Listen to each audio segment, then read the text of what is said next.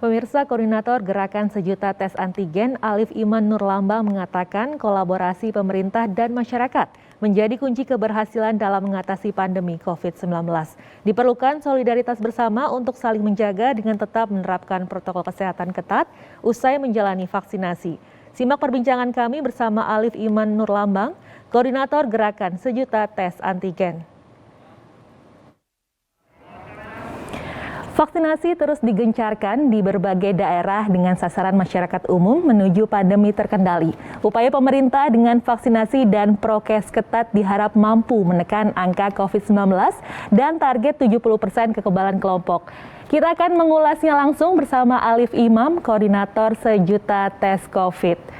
Halo Mas Alif. Ya, terima kasih sudah terhubung bersama kami dari sambungan Zoom. Bagaimana kabar Anda hari ini, Mas Alif? Sehat? Saya mengutip Agnes Monica ya, kalau ditanya begitu jawabannya tetap asik. Oke, tetap asik. Baik, Mas Alif. Ini juru bicara Satuan Tugas Penanganan COVID-19, Bapak Wiko Adi Sasmito ini sempat mengungkapkan ada 57 daerah yang menjadi sasaran percepatan vaksinasi COVID-19. Lantas bagaimana proses vaksinasi di daerah saat ini, Mas Alif? Ya, masih saat ini kan vaksinasi itu masih Jawa Bali ya, yang paling banyak. Kalau kita mau keluar Jawa Bali memang masih sulit tuh. Jawa Bali pun yang gencar memang ada beberapa bagian kota besar, terutama yang memang dilakukan vaksinasi massal. Kalau untuk yang diselenggarakan Puskesmas memang kelihatannya sih sampai akhir tahun masih belum masif tuh, gitu. Nggak usah jauh-jauh ya, misalnya di seputaran Jakarta deh, Tangerang Selatan, Bekasi, terutama Kabupaten Bekasi misalnya, kemudian Bogor, Depok bahkan, misalnya sempat zona merah cukup lama, itu kan vaksinasi di Puskesmas itu masih sedikit sekali. Baik, berarti memang paling digencarkan ini di wilayah Jawa dan juga Bali ya, Mas Alif ya. Namun ini Mas Alif, data dari Kemenkes ini di dalam situs resminya ini terdapat sejumlah daerah dengan status vaksinasi ini di bawah 10%. Ini saya sebutkan ya, diantaranya ada Lampung, Maluku Utara, Sumbar, NTB, dan Maluku. Daerah ini terdapat di bawah 10% untuk target vaksinasi dosis kedua. Berarti ini artinya kan masih jauh dari target ya, Mas Alif ya? Ya, yang di bawah 10% di daerah-daerah yang tadi disebutkan itu vaksinasi dosis kedua ya. Iya. Dosis pertamanya Lampung misalnya sudah. Lebih dari 10%. Tapi memang kalau kita mau cek kelengkapannya memang artinya sebetulnya belum lengkap. Itu yang tadi mengindikasikan bahwa vaksinasi memang masih paling banyak di Jawa Bali, dengan barangkali juga dengan pertimbangan kan ini soal kepadatan populasi. Walaupun Lampung bukan populasi paling sedikit ya di Indonesia.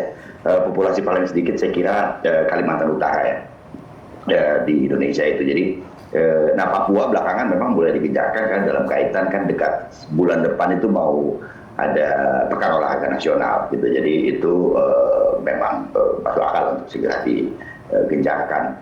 Nah, barangkali sih ada kesulitan mendapatkan vaksin ya sekarang ini. Pemerintah daerah sendiri sudah minta agar mereka yang melakukan mengalokasikan daerah-daerah mana dengan kemudian mengedepankan tentu peran Puskesmas. Tapi ini yang kelihatannya belum diberi oleh pemerintah pusat gitu. Jadi vaksinasi ini masih tersentralisasi di pemerintah pusat. Apakah itu baik? Saya kira baik-baik aja. Lalu apakah kemudian baik-baik itu maksudnya keduanya ya, usulan pemerintah daerah maupun juga keinginan pemerintah pusat, karena masing-masing memiliki pertimbangannya sendiri-sendiri. Lalu yang berikutnya adalah bagaimana daerah-daerah yang masih rendah ini ditingkatkan, kan itu persoalan. Tapi ini bergantung penuh pada ketersediaan vaksin itu sendiri. Kita tahu sih sebetulnya mungkin gini juga, kalau bicara soal target, sebetulnya kan kalau udah kita bedah itu ke per provinsi, maka kita mesti tahu dulu nih sebetulnya target Lampung misalnya mulai bulan Januari berapa sih, Februari berapa, jadi harus ada agendanya dulu. Nah ini yang kita nggak tahu gitu loh. Jadi kesimpulan kita bahwa suatu daerah masih rendah itu memang hanya pada angka statistik kumulatif. Kita lihat Lampung rendah karena memang dia paling bawah gitu, baru 7, sekian persen kelengkapan dosisnya gitu. Jakarta sudah lebih dari 100% untuk dosis pertama dan baru 60% dosis kedua. Jadi apakah itu Jakarta juga rendah? Nggak tahu, sebab kita agendanya nggak ngerti gitu loh. Misalnya harusnya sekarang misalnya bulan September gitu ya. September tuh Provinsi Aceh berapa, Jakarta berapa, Jawa Tengah berapa misalnya, Maluku Utara berapa. Jadi kita bisa mengukur tuh apakah target itu tercapai atau tidak. Sejauh ini yang publik ketahui adalah target total, bahwa pada akhir vaksinasi nanti 208 juta 260.000 sekian penduduk Indonesia itu sudah lengkap vaksinasi 1 dan 2, dan itu yang mau dikejar kelihatannya oleh pemerintah. Bagus-bagus aja gitu. Cuma kalau kita mau analisis per wilayah agak sulit, karena kita sebetulnya juga nggak tahu per bulan, per provinsi target konkretnya berapa. Berarti dapat dikatakan memang kendala besarnya ini adanya stok vaksinasi ini yang tersentralisasi di pusat seperti Jakarta, seperti itu ya Mas Arief. Bukan dari kesadaran masyarakatnya sendiri ya yang kurang antusias terhadap vaksinasi, bukan seperti itu ya Mas Arief ya?